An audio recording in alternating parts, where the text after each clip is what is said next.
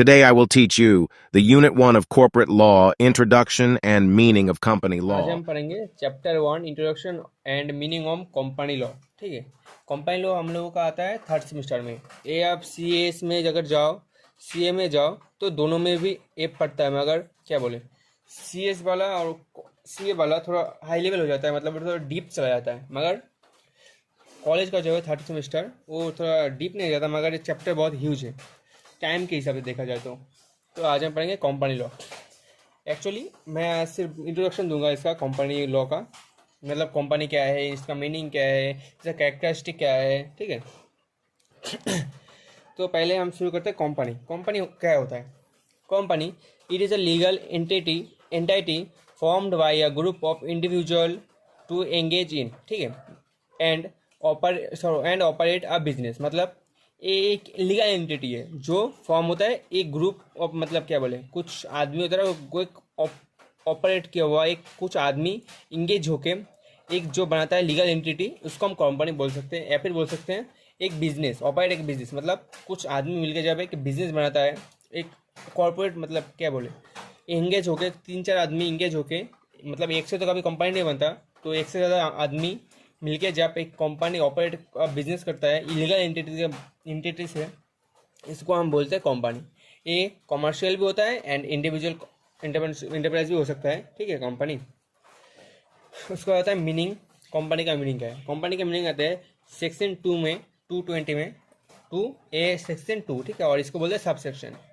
Section 2 का sub section 220 में आता है a company incorporate under this act mean यहाँ पर होगा 2013 का जो एक्ट था कंपनी लॉ 2013, उसका बात किया जा रहा है। ठीक है, ए कंपनी इनकॉर्पोरेट अंडर यहाँ पर होगा कंपनी एक्ट व कंपनी लॉ 2013, ठीक है, और under any previous company law like 1913 and 1956। मतलब यहाँ पर बोल रहे हैं एक कंपनी वो होता है जो इंडियन कॉर्पोरेट लॉ के एक्ट के अंदर जो था 1913 का और 1956 का, और नया वाला जो चल रहा है अभी प्रेजेंट में 2013 का। एक कंपनी जो इन सारे जो एक्ट्स थे इनमें अगर कोई क्या बोले उसको इनकॉर्पोरेट कर रहा है इसके अंडर में, तो हम उसको बोलेंगे कंपनी। कंपनी एक्ट 2013 में कुछ चीज़ें था वो हम बताएंगे। कंपनी एक्ट 2013 में जो कंटेंट था उनमें 470 सेक्शन था, 3 शेड्यूल था एंड 29 वो था, और उसके बाद है ऑब्जेक्टिव। मतलब कंपनी क्यों बनाया जाता है? ऑब्जेक्टिव मतलब हो गया उसका क्या बोलते हैं, उद्देश्य, हम जो बोलते हैं बंगाली में, मतलब उसका किस लिए हम उसको बनाया। ठीक है, तो गेन हाई स्टैंडर्ड, मतलब कंपनी बनाया जाता है क्योंकि कुछ ज़्यादा हाई स्टैंडर्ड चीज़ें करने के लिए। उसका होगा टू टेक स्ट्रिक्ट स्टेप और एक्शन, मतलब कठोर स्टेप और एक्शन लेने के लिए ये किया जाता है। उसके बाद आता है मोर इफेक्टिव इंस्टीट्यूशनल स्ट्रक्चर, एक अच्छा स्ट्रक्चर बनाने के लिए होता है। उसके बाद आता है कैरेक्टरिस्टिक ऑफ कंपनी। इसको हम क्या बोले, इसको फीचर भी बोल सकते हैं, नेचर भी बोल सकते हैं, कैरेक्टरिस्टिक भी बोल सकते हैं। ठीक है, इसको हम फीचर भी बोल सकते हैं, नेचर भी बोल सकते हैं कंपनी का। तो सबसे पहले आएगा सेपरेट लीगल एंटिटी कंपनी।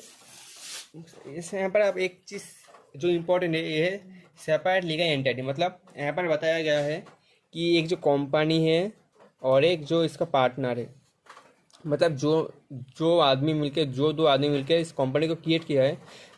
यहाँ पर दो आदमी और कंपनी दोनों अलग अलग इंसान हैं इंडियन लॉ के तहत। यहाँ पर एक फेमस क्या बोले उसको कोर्ट में किस केस हुआ था, फेमस एक केस था 1897 का, वो Salomon and Salomons company limited company के नाम पे वो अच्छा था। ठीक है, वहाँ पर बताया गया था सेल्मोन का एक कंपनी था, मतलब सेल्मोन ने एक कंपनी बनाया था। उसने जब ये हुआ कि उसका कंपनी मतलब क्या डाउनवर्ड जा रहा था, मतलब सेल्मोन ने सारे पैसे लगा के यहाँ पर अपना कैपिटल दे दिया, डिवेंचर दे दिया, शेयर होल्डर सब कुछ दे दिया, एक कंपनी को बनाया। मगर जब ये पर ये डाउनवर्ड जा रहा था तब इसने अपना जो शेयर नहीं मांगा, इसने डिवेंचर मांगा। ठीक है, और इसके अंदर क्रेडिटर्स भी था इसका, जो इसको यहाँ पर बोल क्रेडिटर्स मांग रहा था, इनको इनका हिस्सा चाहिए, और क्रिएटर इनको बोल रहा था तुम तो इसके मालिक हो तो तुम क्यों पहले पैसे लोगे, पहले हमें दो। ठीक है, तो यही लेके एक कोर्ट में केस हुआ, क्योंकि यहाँ पर पहले बताया गया था इंडियन एक्ट में, जो है कंपनी और कंपनी के पार्टनर दोनों अलग अलग पार्टनर्स हैं, मतलब दोनों अलग अलग इंसान हैं। तो जब एक कोर्ट में गया, ठीक है, कोर्ट में जाने के बाद कोर्ट में एक विचार आया कि इन्होंने ये मालिक होते हुए भी मालिक है, मगर कंपनी का एक अलग अलग ही फिगर है, वो एक अलग ही इंसान है, वो इंडियन एक्ट के तहत है, ठीक है। तो वहाँ पर एक फैसला हुआ कि पहले इनका डिवेंचर मिल जाएगा, उसके बाद क्रेडिटर्स को पैसा दिया जाएगा, क्योंकि पहले डिवेंचर होल्डर को पैसा दिया जाता है, उसके बाद क्रेडिटर्स को, ठीक है। यही था ये एक्ट। उसके बाद आता है इनकॉर्पोरेट एसोसिएशन, ठीक है। Company is incorporation association of person and it formed by registration and under various company act. मतलब यहाँ पर हम क्या बोले, सोचो क्या बोले, एक टॉय लेते हैं, ठीक है, टॉय कार किसने बनाया, कंपनी मैन्युफैक्चर मशीन ने बनाया, ठीक है।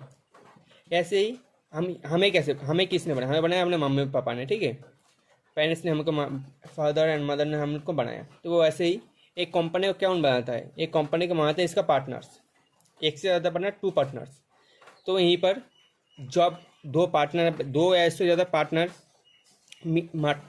एक कंपनी बनाएगा, वो भी कंपनी एक्ट जो है हम लोग का 2013 और 1913 1956 अंडर, मतलब वो सारे लीगल ऑब्लिगेशन को तहत नज़र रखते हुए जब 2 पार्टनर्स है, उससे ज़्यादा पार्टनर मिलकर कंपनी को बनाएगा, वही होगा इनकॉर्पोरेट एसोसिएशन।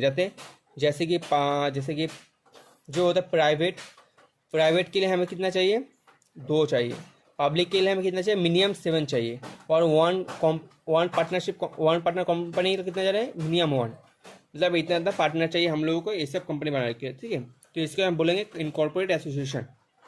उसके बाद आता है आर्टिफिशियल पर्सन, ठीक है।